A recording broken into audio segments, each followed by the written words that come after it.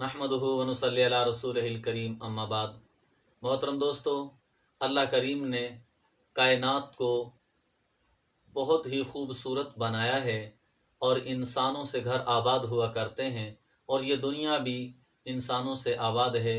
18,000 کم و بیش مخلوقات کو اللہ کریم نے بنایا ہے اور ہر چیز کو جوڑا جوڑا بنایا ہے۔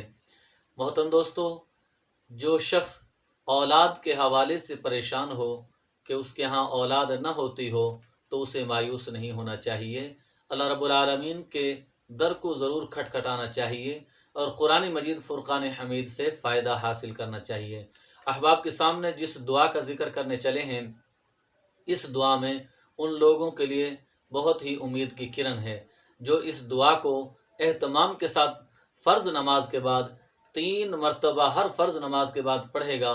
امید ہے انشاء العزیز جس کے ہاں اولاد نہ ہو، اللہ اس کو اور نیک اور صالح اولاد ضرور عطا فرمائیں گے، لیکن پڑھے یقین کامل کے ساتھ، اللہ تعالیٰ سے اللہ کی رحمت کی امید رکھتے ہوئے پڑھے۔ وہ دعا کیا ہے؟ وہ یہ ہے، رب لا تذرنی فردا وانت خیر الوارثین۔